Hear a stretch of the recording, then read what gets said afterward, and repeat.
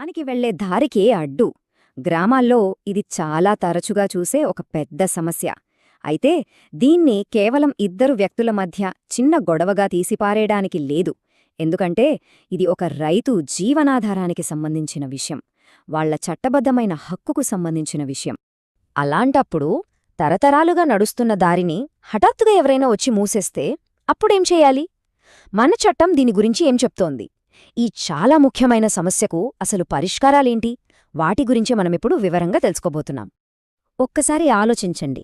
రోజూ వెళ్లే దారిలో పొలానికి వెళ్తుంటే ఉన్నట్టుండి దారికడ్డంగా ఒక కంచెనో గోడనో కనిపిస్తే ఇంక ముందుకు ఒక్క అడుగు కూడా వెయ్యలేని పరిస్థితి. అది ఎంత నిస్సహాయంగా ఉంటుంది?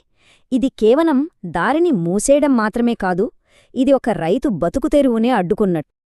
అయితే ఇలాంటి పరిస్థితి ఎదురైనప్పుడు నిరాశపడాల్సిన అవసరం అస్సలు లేదు.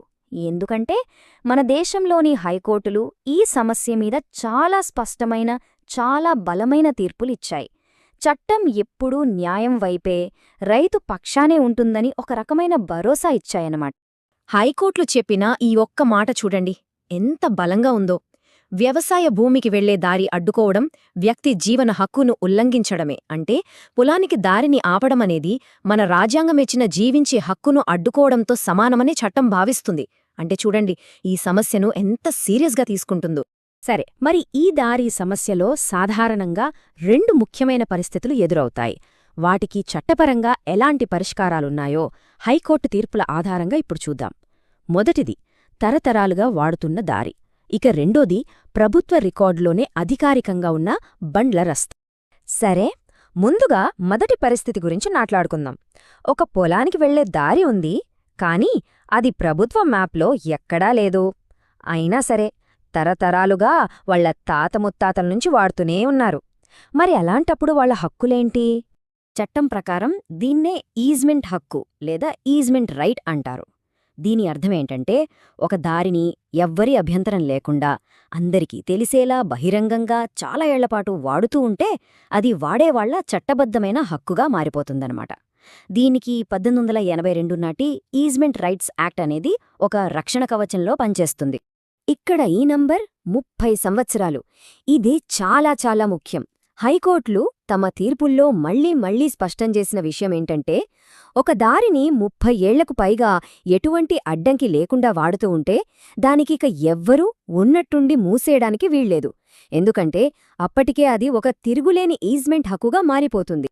అయితే ఈ హక్కును నిరూపించుకోవడానికి దారి మ్యాప్లో ఉందా లేదా అన్నది అంత ముఖ్యం కాదు. కోర్టులు ఏం చూస్తాయంటే ఆ దారిని ఎంతకాలంగా వాడుతున్నారు, అందరికీ తెలిసేలా బహిరంగంగానే వాడుతున్నారా, మరి ఇరుగుపొరుగు వాళ్లు ఎప్పుడైనా అభ్యంతరం చెప్పారా లేదా, ఇవే కీలకమైన ఆధారాలు అని హైకోర్టులు స్పష్టం చేస్తున్నాయి. సరే, మరిలా తరతరాలుగా వాడుతున్న దారిని ఎవరైనా అడ్డుకుంటే ఏం చేయాలి? తీసుకోవాల్సిన స్టెప్స్ ఏంటంటే, మొదటిగా ఒక లాయర్ ద్వారా అవతలి వాళ్లకి లీగల్ నోటీస్ పంపించాలి. దానికి వాళ్లు స్పందించకపోతే అప్పుడు సివిల్ కోర్టులో కేసు వేయాలి. అక్కడ పరిస్థితి యొక్క తీవ్రతను బట్టి కోర్టు వెంటనే ఒక స్టే ఆర్డర్ ఇచ్చి దారిని తెరిపించే అధికారం కూడా కలిగి ఉంటుంది. ఇప్పుడు రెండో పరిస్థితికి వద్దాం. పొలానికి వెళ్లే దారి ప్రభుత్వ రికార్డులోనే, అంటే గ్రామపటంలో కాని సర్వే రికార్డులో కాని అధికారికంగా బండ్ల రస్తాని నమోదయ్యింది. మరి దాన్ని ఎవరైనా ఆక్రమిస్తే అప్పుడేం చేయాలి? ఈ రెండింటి మధ్య తేడాని మనం చాలా స్పష్టంగా అర్థం చేసుకోవాలి.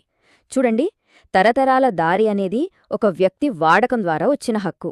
దానికి సమస్య వస్తే సివిల్ కోర్టుకు వెళ్లాలి. కాని ఈ బండ్ల రస్తా అనేది ప్రభుత్వ ఆస్తి, పబ్లిక్ ప్రాపర్టీ. దీనిమీద ఎవరైనా పెత్తనం చెలాయిస్తే దాని పరిష్కారం నేరుగా రెవెన్యూ అధికారుల చేతుల్లోనే ఉంటుంది. ఈ ఒక్క విషయాన్ని హైకోర్టులు చాలా బలంగా పదే చెప్పాయి.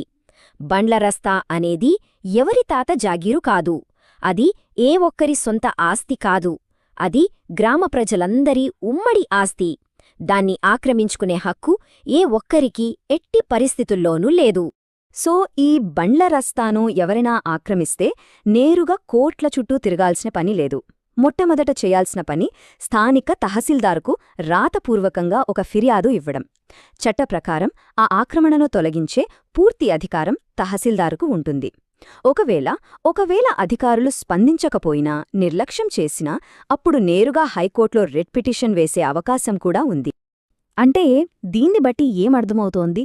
సమస్య ఏ రకమైనదైనా సరే, ఈ రెండు పరిస్థితుల్లోనూ చట్టం హక్కులను కాపాడటానికి సిద్ధంగా ఉంది. సరైన దారిలో చట్టబద్ధంగా వెళితే న్యాయం ఖచ్చితంగా దక్కుతుంది. అసలు ఈ దారి హక్కుకు చట్టం ఎందుకింత ప్రాధాన్యత ఇస్తోంది? దీనికి సమాధానం హైకోర్టు చెప్పిన ఈ మాటల్లోనే ఉంది. ఒక్కసారి ఆలోచించండి.